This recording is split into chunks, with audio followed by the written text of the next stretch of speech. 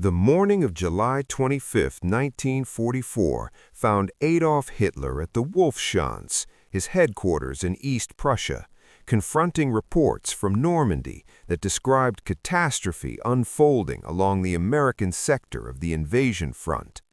The intelligence summaries documented massive aerial bombardment followed by American armored breakthrough west of Saint-Lô, German defensive positions collapsing under pressure that exceeded anything experienced since the invasion began, and the western anchor of the Normandy defensive line beginning to disintegrate.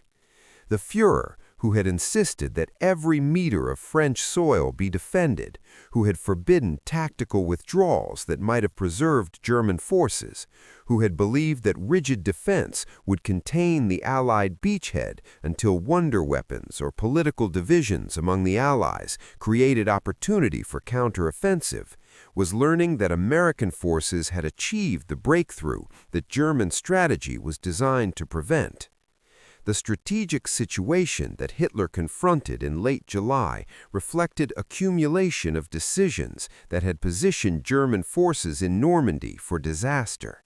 The insistence on forward defense without mobile reserves, the refusal to authorize tactical withdrawals from untenable positions, the diversion of Panzer divisions to failed counterattacks rather than preserving them for strategic response, the micromanagement from East Prussia that prevented field commanders from adapting to tactical realities.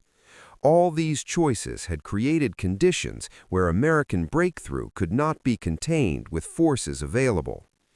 Hitler's recognition that Operation Cobra represented the beginning of catastrophic defeat in France came too late to prevent the consequences of strategies he had imposed, despite warnings from commanders who understood that rigid defense in Normandy was unsustainable.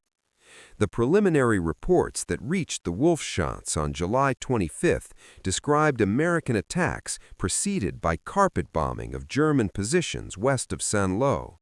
The bombing had been massive, involving thousands of heavy and medium bombers dropping explosives on a narrow front that obliterated German defensive works, killed or stunned defenders, and created conditions where American ground forces could advance through shattered positions without encountering organized resistance. The scale of the aerial assault exceeded German defensive planning's worst-case assumptions and demonstrated Allied capability to concentrate firepower that German forces could not withstand. The detailed accounts from survivors of the bombing described apocalyptic conditions that no defensive preparations could endure. The bombardment had begun with medium bombers attacking in waves, followed by heavy bombers dropping 1,000-pound explosives that created craters measuring meters across. The bombing was so concentrated that entire defensive sectors simply ceased to exist, with bunkers collapsed, communication trenches obliterated, and strongpoints buried under tons of earth and debris. Soldiers who survived described being unable to hear or see for hours after the bombing ended, of units that had been reduced to scattered individuals wandering in shock through landscape transformed beyond recognition. The Panzer Lehr division's experience illustrated the bombing's devastating effectiveness. The division had been positioned directly in the path of the aerial assault, its positions carefully prepared and camouflaged, its troops experienced veterans of earlier fighting. The bombing reduced the division from effective fighting force to scattered remnants within hours. Company positions that had required weeks to fortify were obliterated in minutes. Battalion headquarters were buried under rubble. Regiment cohesion was destroyed as communications were severed and commanders killed or incapacitated. The division that was supposed to anchor defense against American breakthrough attempts was destroyed before ground combat even began.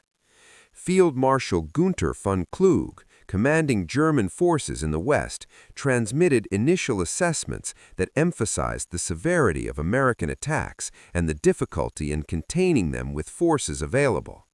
Kluge's reports conveyed urgency that this was not routine Allied pressure, but an operational-level breakthrough that threatened collapse of the entire Normandy position.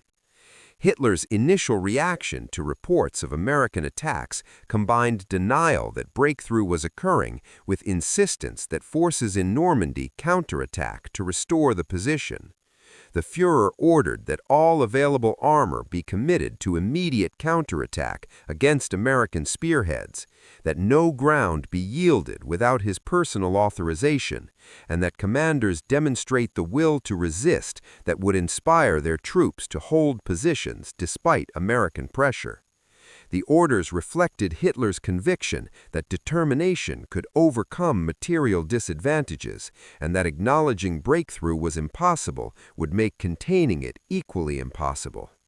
The maps at the Wolfsschanze that showed German positions in Normandy revealed the operational problem that Hitler's orders could not solve. German forces were stretched thin across the entire invasion front, with strongest formations committed to defending against British and Canadian attacks around Caen in the eastern sector. The American breakthrough in the west was occurring in sector defended by depleted infantry divisions and the remnants of armored formations that had been consumed in earlier fighting. The forces available to counterattack against American breakthrough attempts were inadequate to the task, and committing them to immediate counterattack rather than organizing cohesive defense risked destroying them without stopping American advance. General Fritz Bayerlein, commanding what remained of Panzer Lehr division after the bombing, reported to higher command that his division had effectively ceased to exist as a fighting formation. The bombing had killed or scattered his troops, had destroyed equipment, and had created such chaos that reorganizing for coherent defense or counterattack was impossible. Bayerlein's estimate was that perhaps 40% of his division's combat power remained, that this remnant was inadequate to stop American armor that was already exploiting through his sector, and that the breakthrough could not be contained with substantial reinforcements that did not exist. The tactical reports from commanders facing American attacks described assault unlike anything experienced in earlier Normandy fighting. American forces were advancing with confidence and speed that suggested they recognized that German defenses were broken, were bypassing resistance rather than reducing every position methodically, and were exploiting depth rather than consolidating gains cautiously.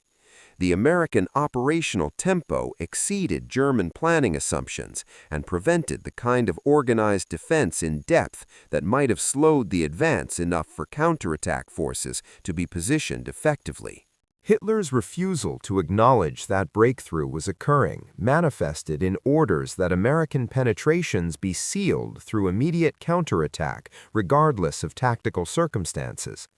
The Führer insisted that every American advance be met with German counterthrust, that no penetration be allowed to expand unchallenged, and that aggressive response would restore situations that defensive fighting could not hold.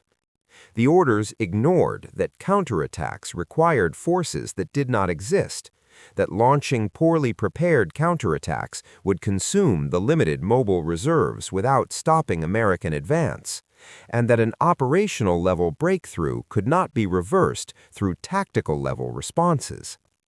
The disconnect between Hitler's orders and battlefield realities grew more pronounced as Operation Cobra developed. Hitler demanded that specific towns be held regardless of tactical utility, that defensive lines be established at positions that were already behind American spearheads, and that counterattacks be launched by formations that had been destroyed or encircled. Field commanders received orders to execute missions with units that no longer existed, to defend positions that had already been captured, and to counterattack against forces whose actual locations bore no relationship to what maps at the Wolfsschanze showed. The communication between the Wolfsschanze and commanders in Normandy deteriorated into surreal exchanges where field reports describing catastrophic situations were met with orders based on assumptions that those situations did not exist. Von Kluge reported that American armor had broken through and was exploiting in depth. Hitler ordered that the breakthrough be sealed. Commanders reported that counterattack forces had been destroyed. Hitler ordered that those same forces execute new missions. The reports described American forces advancing dozens of kilometers.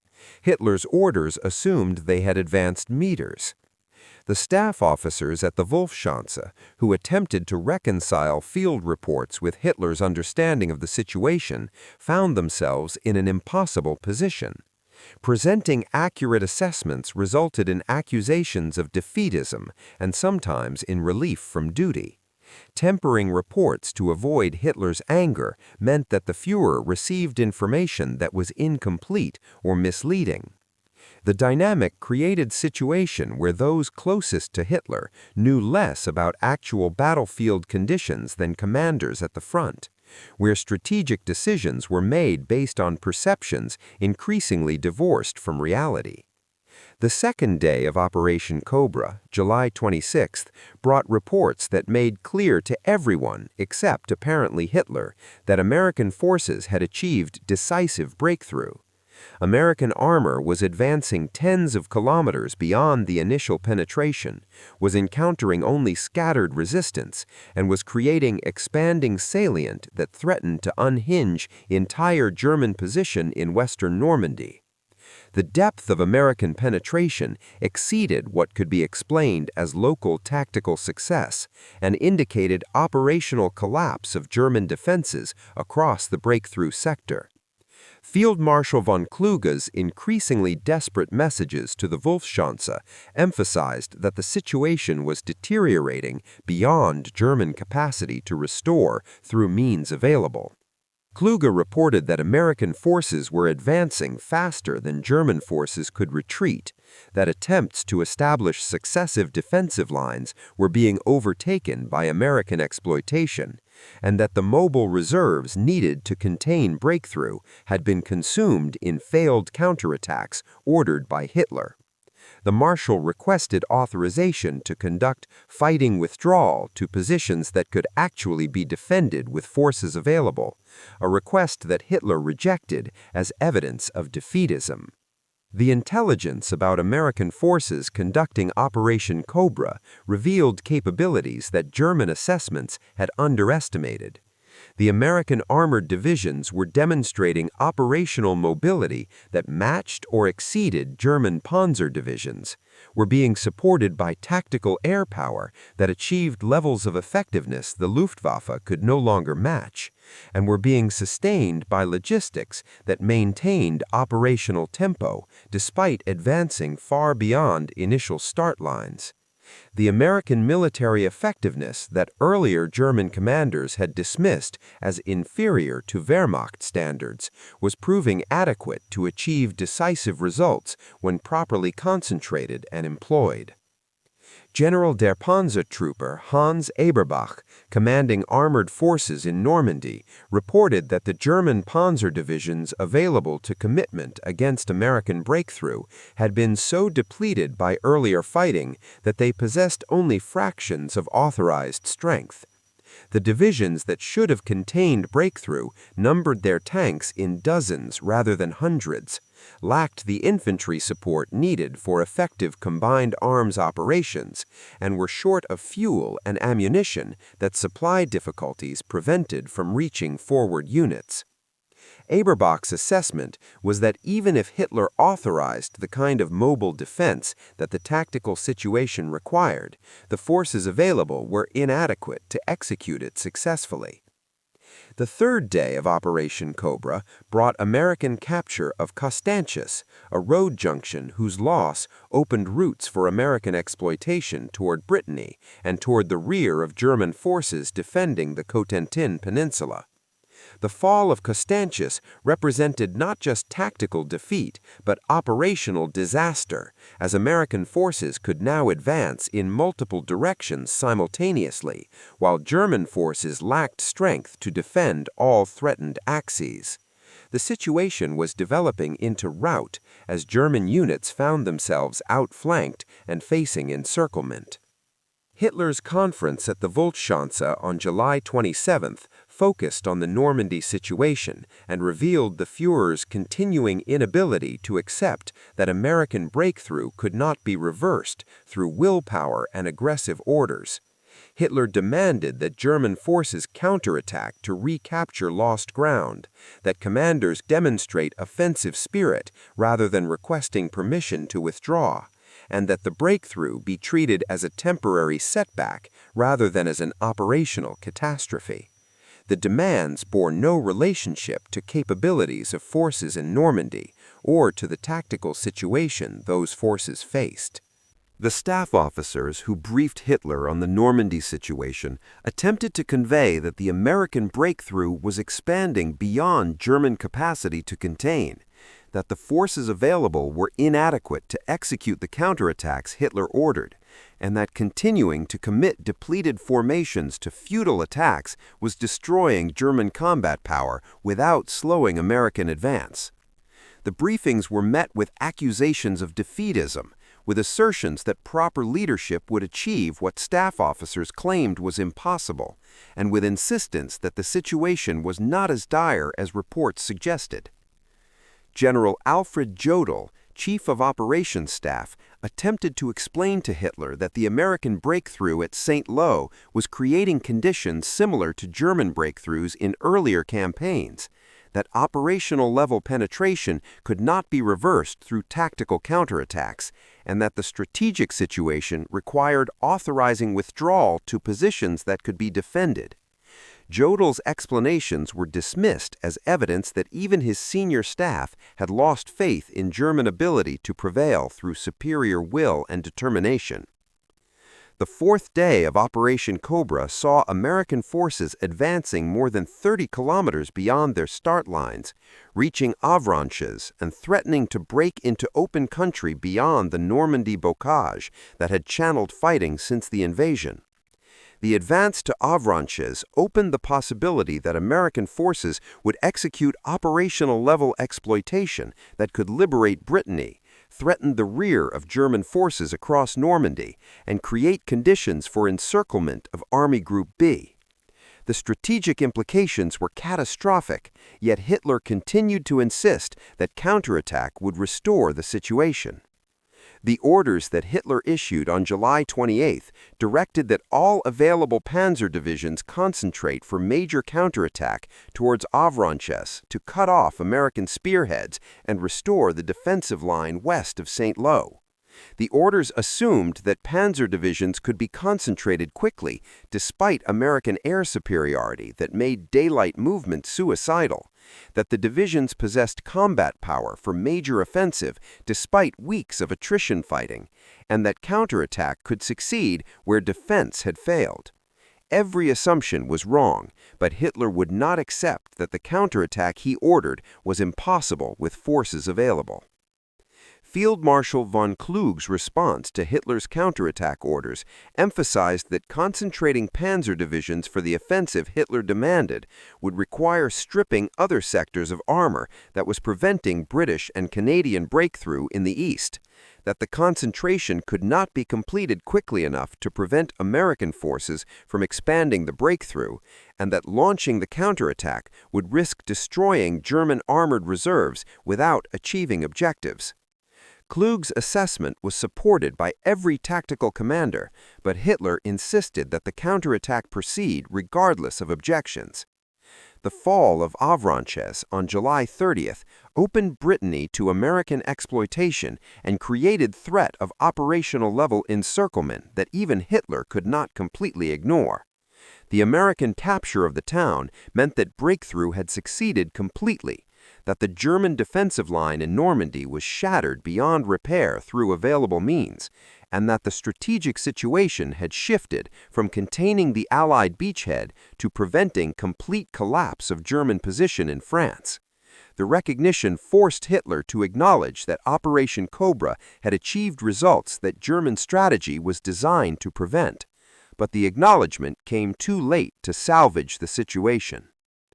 The strategic implications of Operation Cobra's success extended beyond immediate tactical disaster to fundamental shift in campaign dynamics. The Allies had demonstrated capability to concentrate overwhelming force at decisive point and achieve breakthrough despite German defensive efforts. The German forces that remained in Normandy faced encirclement as American exploitation threatened their rear areas.